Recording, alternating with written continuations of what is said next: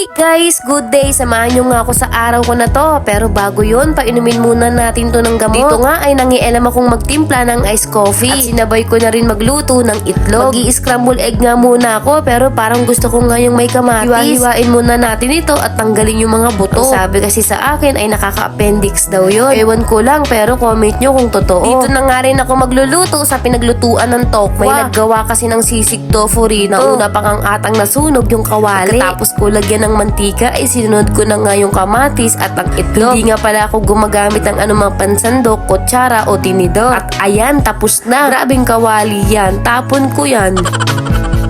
At dito naman ay mag-aalis tayo ng mga kalat sa lamesa kasi kakain na. Pagkatapos ko nga kumain, ako naman yung magkakalat dito. Para sa susunod na meron ditong kakain, sila naman yung maglilinis rito. Wala ngang lasa yung itlog na niluto ko, kaya nag-ketchup ako. Di ko nga maalala kung naglagay ba ako ng asin, pero kahit magic sarap nga ay wala yata ako nalagay. Noong pagtapos ko nga kumain, dito naman ay mag-check tayo ng mga ibang booklet. Fast forward na natin ito. Ito ay kinabukasan na at gumising na naman tayo ng pagkaaga-aga para maghatid ulit ng teacher sa school. Parang kailan nga lang, estudyante pa lang siya nung hinahatid ko noon. Pero teacher na siya na hinahatid ko ngayon. Teacher na yung nagkakating dati. Dati nagkakating yan nung high school pa yan. Nagagalit ako na medyo nasasaktan. Dati kasi nagkikwento sa akin yan. Tuwang-tuwa siya kasi daw nakaka-perfect siya sa mga gawain niya. Kaya one time nagsulat ako sa likod ng notebook niya nang hindi niya alam. Sabi ko pumasok na sana siya kasi namimiss ko na yung mga kwento niya na nakaka-perfect siya sa may quiz. Tapos simula nun, hindi na siya nag-quiz. Nag-cutting pa rin siya nun.